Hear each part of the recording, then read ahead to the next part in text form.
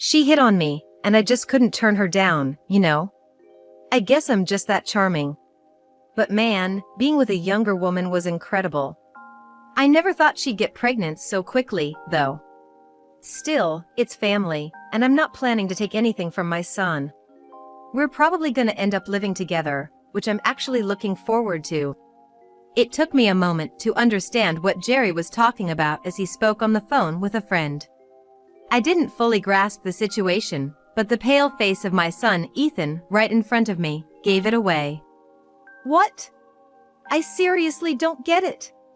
This is really happening, isn't it? Ethan muttered, not asking anyone for confirmation. I couldn't find the words to respond. But I couldn't just go on living without knowing everything. After finding out everything, Ethan began plotting his revenge. Determined to send Jerry to hell, I decided to fully support him. My name is Linda Green. I'm 46 years old. Living with my husband Jerry, our son Ethan, and our daughter Jessica. It's a family of 4. Currently, I'm working part-time in an administrative role at a local company. I've been with this company since I graduated high school, took a break for childbirth and childcare, but started working again once the kids didn't need so much attention. I have good relationships with my colleagues at work, and my family life is harmonious. While it's a rather ordinary life, I've come to feel strongly that this is the happiest way to live. In the midst of such a life, if I dare say there's a complaint, it might be about my husband, Jerry. Jerry turned 50 this year. Unlike me, he's an active person who seeks thrilling experiences, often saying, "I can't stand being at home all the time." He's always loved going out and has had a variety of hobbies since his younger days. When the kids were little, he would take us fishing, camping, or hiking, and we even played golf together as a family. To outsiders, Jerry seemed like the ideal father, and we were often envied for it. But what you see from the outside isn't everything. While he is curious and enthusiastic, Jerry also gets bored very easily. He always goes all in when starting something new. Buying expensive fishing rods, camping gear, and golf equipment. Every time he picks up a new hobby, he spends hundreds of dollars to get all the gear, only to use it a few times before it gets stowed away. Never to see the light of day again. Dad, I want to go fishing again. Dad, I want to go camping. Even when the kids ask him like this, once he's lost interest, he doesn't bother. "Nah, I'm over that," he'd say, and that would be the end of it. He might have seemed like a good father to those looking from the outside, but Jerry was really just doing what he wanted to do. He wasn't doing these activities with the kids or me, he was making us go along with whatever he felt like doing at the time. Eventually, the kids caught on to this. "Hey, let's all go get scuba diving licenses during summer break this year." Even when Jerry would suggest something like this, the kids would respond, "No way. You'll just quit once it gets fun, or besides, getting gear for all 4 of us costs a lot of money. You're just gonna stop using it after a while." So, they stopped going along with his proposals. I think the kids have a point. I feel the same way. But Jerry just gets mad at them. What the hell? I was thinking it'd be nice for all of us to do something together. He'd grumble and complain, acting more like a child than the actual children. When our younger daughter, Jessica, reached middle school, Jerry practically stopped getting any attention from the kids at all. However, that didn't mean he settled down. Now, believe it or not, he started getting into gambling. But unlike his previous hobbies, gambling didn't require a large initial investment. And surely, he'd get bored of it soon enough. I decided it was actually convenient for me if he would just go out quietly by himself on his days off. I didn't know how long this hobby would last, but I chose to just keep an eye on him. "Hey Linda, listen to this. I won $1,000 today. I'm pretty awesome, huh?" Luckily, Jerry didn't end up losing a significant amount of money. Sometimes he'd win $1,000, other times $300, or a few tens of dollars. The amount varied, but he seemed to be winning overall. What? $1,000? That's amazing. It makes working seem kinda stupid, doesn't it? He would joke like this from time to time, devoting his time to his new hobby. But after half a year of gambling, Jerry stopped bragging about his winnings. Haven't heard about you winning recently. Not doing so well? When I asked, he would boastfully reply, "What are you talking about? I'm a genius. I keep winning every time I go. It's just too much hassle to report it every time. Besides, I'm saving it as my secret stash." Well, I had things to say, but he was diligently going to work in gambling within reason, creating a secret stash for himself. I couldn't really say anything about it. I was worried, but he had never stuck with a hobby for more than a year. I thought he would get bored of it soon. However, contrary to my expectations, Jerry didn't quit gambling. He even made some friends and continued his gambling sprees on weekends for over a year. One day, while I was feeling somewhat fed up with Jerry, I went shopping at the supermarket. As usual, I tried to pay with the card we use for living expenses when the cashier told me, "I'm sorry, but the transaction isn't going through." Thinking the card's magnetic strip might be damaged, I quickly took out my personal card and said, "Sorry about that. Please use this one," and completed the payment. The living expenses card was a family card issued under Jerry's name, with withdrawals coming from his bank account. So, I needed to talk to him about it, and I brought it up that night. Today at the supermarket, they told me my card wasn't working. They said the magnetic strip might be damaged, so could you please take care of the reissuance process for me? And with that, I handed my card over to Jerry. However, days went by and Jerry did nothing about it. Feeling suspicious, I decided to call the credit card company myself, but they told me they couldn't proceed unless Jerry called them. Reluctantly, I continued using my own card while waiting for the reissuance. Then one day, I noticed a letter from the credit card company. Wondering when Jerry had finally taken care of it, and desperate because I was out of funds, I assumed it was my new card and opened the letter without confirming with Jerry first. But when I saw the contents, my eyes widened in shock. The payment didn't go through? What does this mean? It was a letter urging me to deposit money into the account. The account they were referring to was the one Jerry's salary gets deposited into. There was no way the payment couldn't have gone through. I rushed to check the balance. To my astonishment, there was only $300 left. There were signs of multiple withdrawals made with a card at the ATM. It was undeniable. This was Jerry's doing. Trying to contain my fury, I went back home. And that day, as soon as Jerry came back, I lashed out at him. What were you thinking? Whoa. What's all this about all of a sudden? Don't play dumb. There's hardly any money left in the account. What are we supposed to live on this month?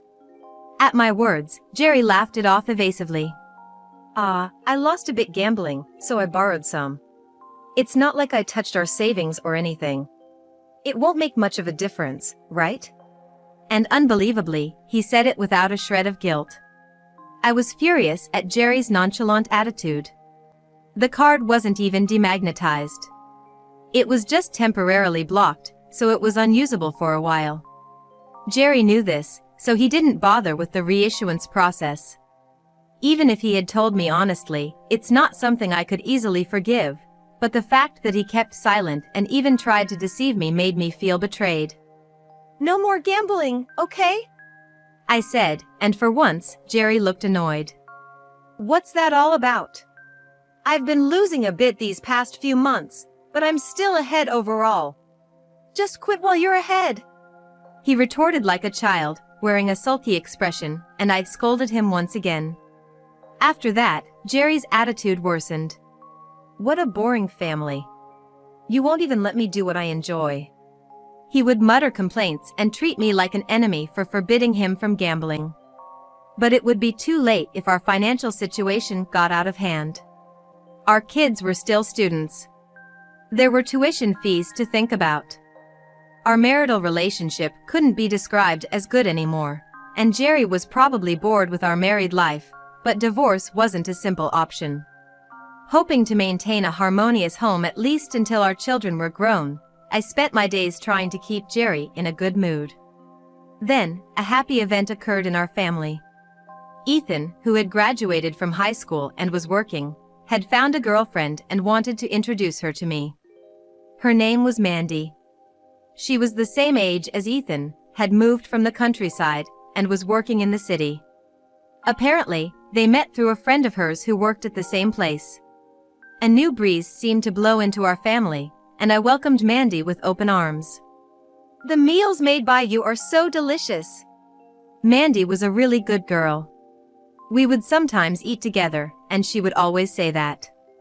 She seems to go cafe hopping with Jessica as well, and it didn't take long for her to blend in with our family. Of course, Mandy was also very good to Jerry. She would keep him company during his evening drinks, and she's the only one in our house who would listen to Jerry's stories. It seems like Jerry has taken a liking to her, saying, "I wish Ethan would marry Mandy and make her my daughter-in-law." Of course, I totally agree with that idea. Ethan and Mandy were only 20, but it seems like they were seriously thinking about their future. Then, after a while, they informed us that they had decided to get married at the age of 23. Why 23? I simply wondered. Then Ethan said, "I think getting married costs money. I want to give Mandy the wedding she dreams of, so we thought we'd save up money together until then." I was utterly impressed by these words, not expecting such maturity from a 20-year-old. Of course, we have enough savings to give them a wedding. But Ethan doesn't want to rely on us.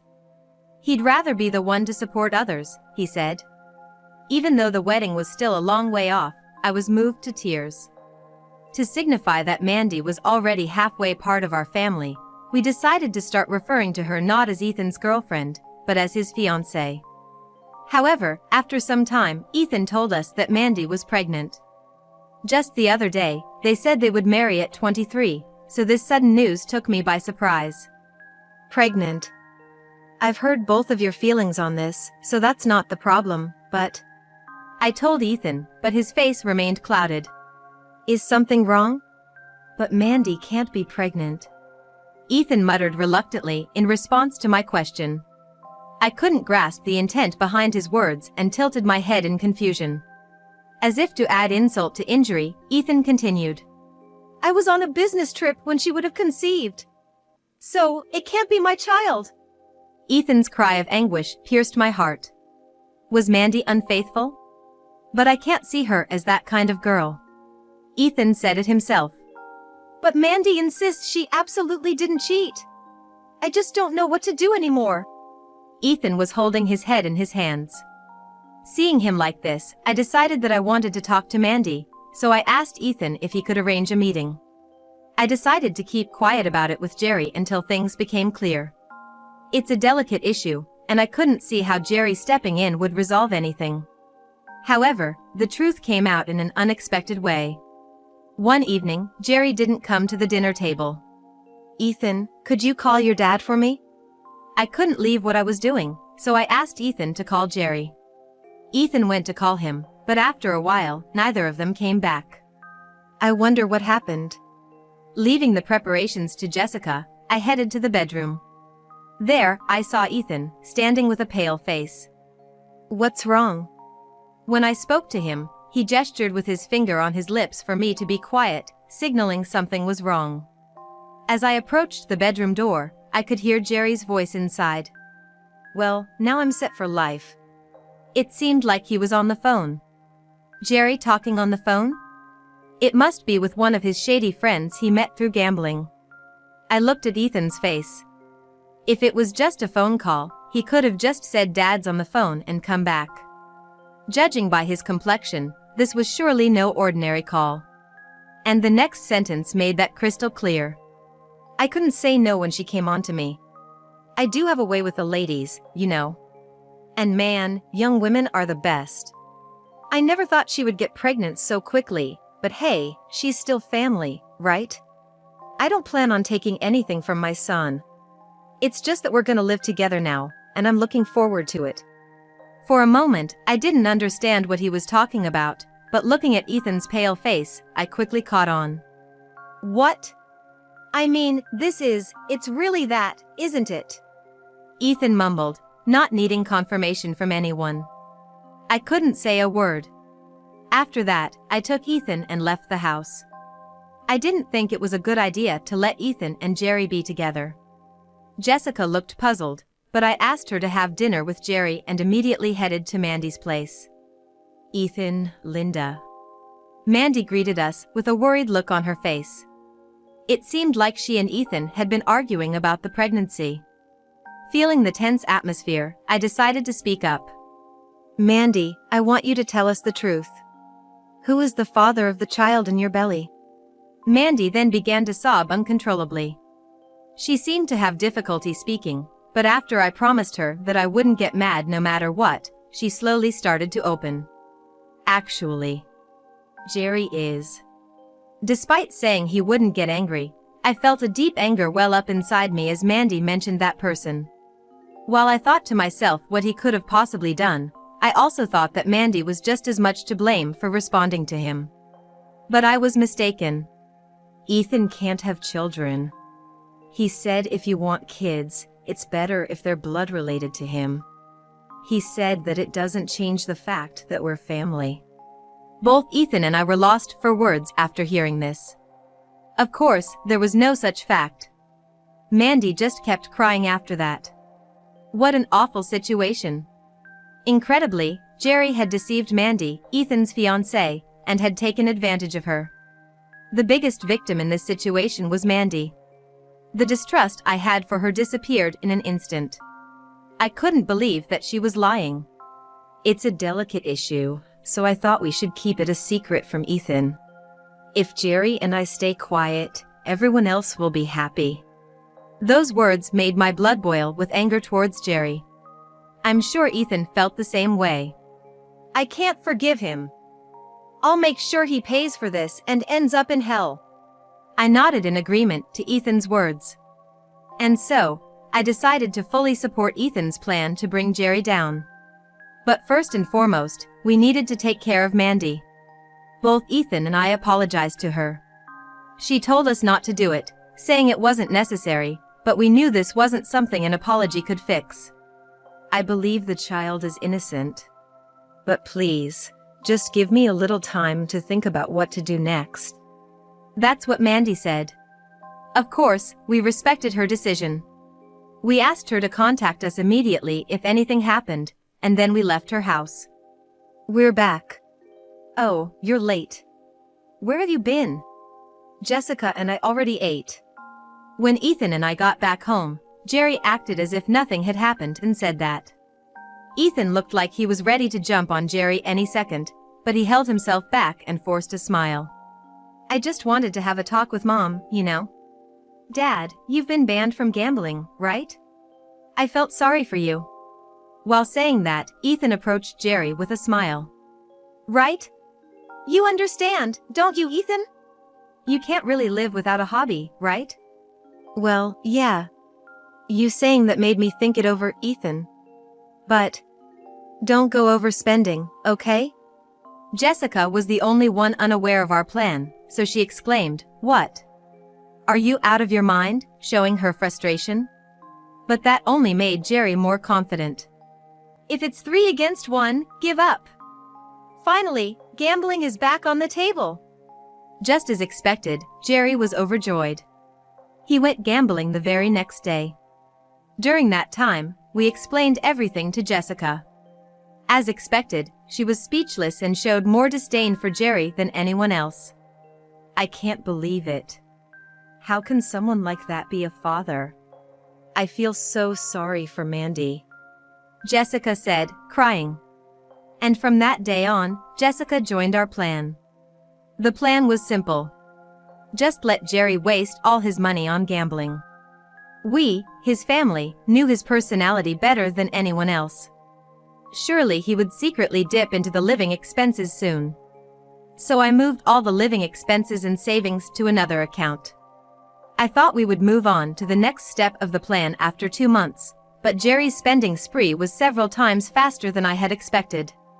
It only took 3 weeks for him to hit rock bottom, and he started dipping into the living expenses. And soon, that account was also empty. "What are you thinking? This is the second time. What about Jessica's college funds? How are we going to handle this? I yelled at Jerry. Jerry said desperately, I didn't think it would run out so quickly. I'll get it back soon, just another $200. No, $100 is fine. Lend it to me from our savings. Even though I knew it would come to this, my anger toward Jerry, who really did use up all the money so quickly, was genuine, not an act. You're not showing any remorse at all. What on earth are you thinking? With anger and frustration bringing tears to my eyes, Jerry widened his eyes in surprise. You've always been like this, only thinking about yourself. I thought I could endure until the kids were grown up, but I can't take it anymore. With that, I slammed the divorce papers on the table. Jerry finally turned pale at the sight of those papers. Isn't this a bit too much? You're joking, right? He tried to calm me down, but I felt no sympathy for Jerry at all. Jessica will stay with me. Since this house is in your name, I'll be leaving. Hey, calm down. It's just gambling. Just gambling? That's just the tip of the iceberg. I hate everything about you. Jerry looked truly desperate now, seemingly realizing the gravity of the situation for the first time. But a mere realization like that was far from enough. My divorce from Jerry was just the first step of this plan. Jerry was whining until the end, but Ethan told him. Dad, you used to say our family was boring because you couldn't do what you wanted. Now you can do anything you want, you're free. You can do anything you like now. You're a free man. I guess you're right. Jerry, easily swayed, agreed to the divorce with Ethan's encouragement. Later, Jerry found out that assets had been transferred to a separate account for living expenses, and he was furious. I was just safeguarding the money. I don't see why I'm being yelled at. You better split that money in half. And he arrogantly said that. I gave you the house, didn't I? So, if you sell the house, you have to split that money too. And of course, the fishing rods, camping gear, anything that can be turned into cash, you're gonna sell. Well, it's only fair, right? Jerry was at a loss for words. He certainly didn't want to sell the house, and even though he had no plans to use them, he didn't want to part with things like his fishing rods. In the end, I took all the savings. With that money, I rented an apartment and started living with Jessica. I'm an adult, I'm gonna stay here, Ethan said, seeming content. But that's not the real story. Ethan said he would continue living in the house to report to us about Jerry's descent into misery. After that, Jerry slowly started going downhill, as if he was descending a staircase. Whether it's the stress from the divorce, or the sense of freedom from no longer having anyone nagging him about his gambling, he started going to gamble every day. It used to be just on the weekends, but now it seems like he's made a routine out of going after work, losing, and then coming home. Oh, hey Dad, welcome back. Ethan greeted him as if nothing was wrong. I'm home. What's for dinner? Nothing. I just got home too. What are you eating then? This? It's beef soup Mom made for me. And while showing off the food I had given him, Jerry would resort to eating bread. The look on Jerry's face as he enviously watched Ethan eat. Give me a bit. After a while, Jerry would always ask, and Ethan would always respond, absolutely not. This went on every day. Then, about a month later, Jerry, eating his usual bread, said to Ethan, Ethan, I'm sorry. If you're gonna live here, could you pitch in some money? What? You know, for utilities and stuff. Jerry looked serious, but Ethan caught on quickly. You ran out of money, didn't you? No, not like that but... Jerry said, avoiding Ethan's gaze. Ethan smirked and stood up. I've been contributing every month. You used all that up, didn't you? What? I can't give any more. If you keep asking for money, I'm gonna move out. True to his word, Ethan had been contributing ever since he got a job.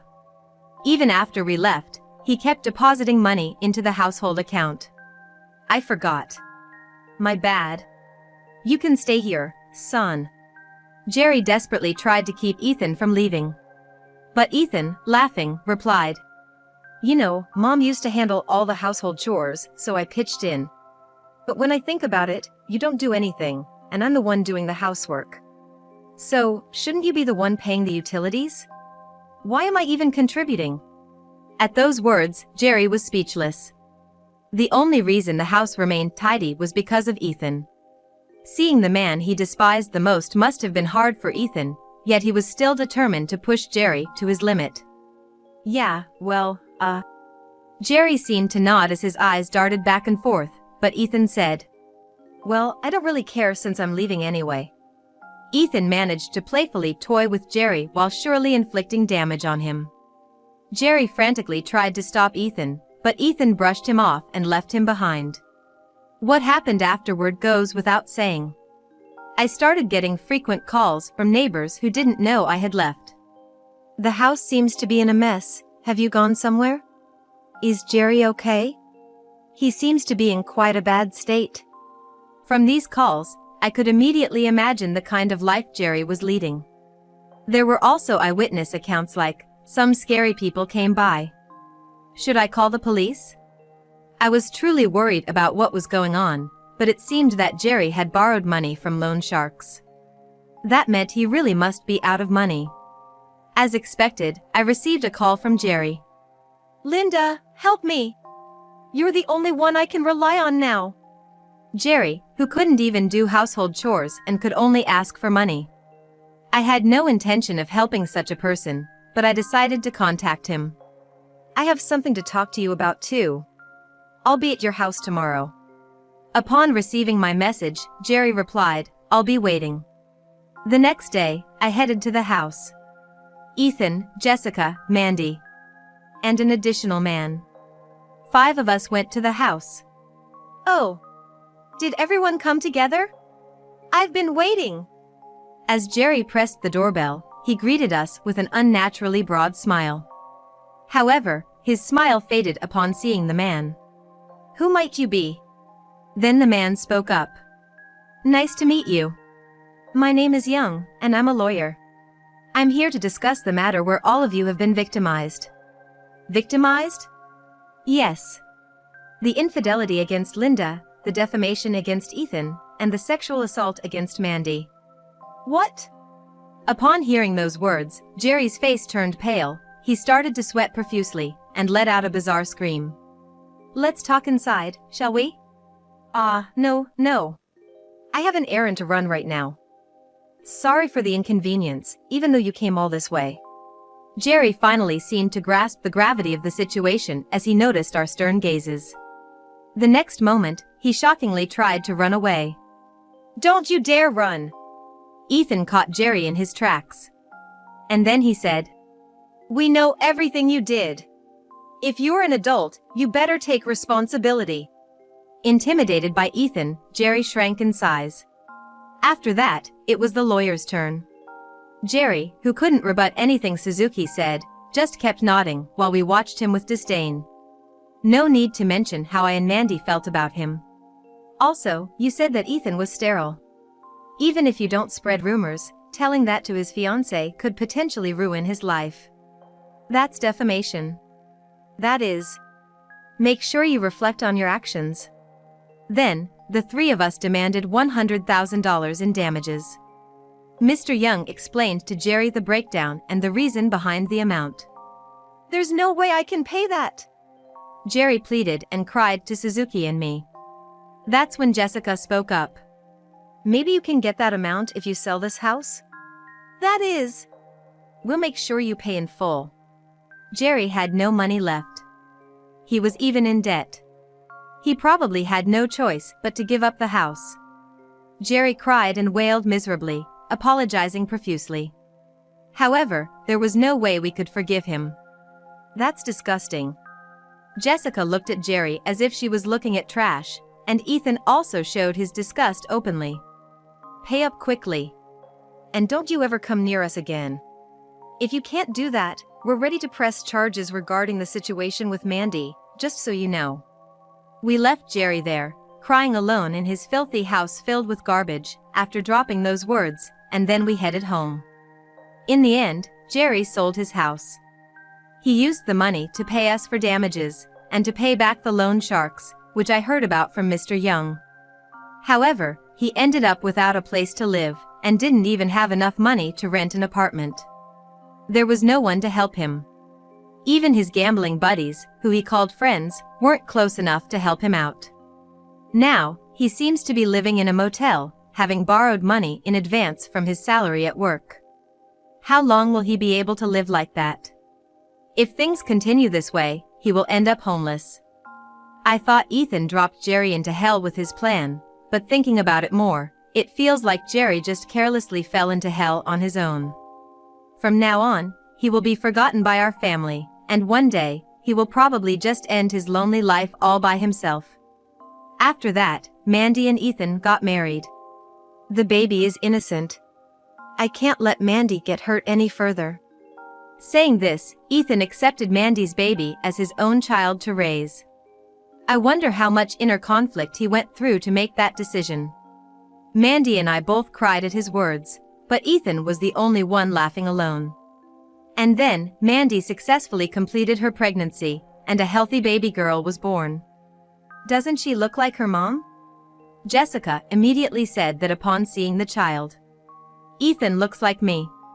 And if she looks like me, that means, after a DNA test, it turned out that the baby was actually Ethan's. It seemed that Mandy's period had been off, and the baby was small, so the weeks had been miscalculated. Mandy, Jessica, and I all cried.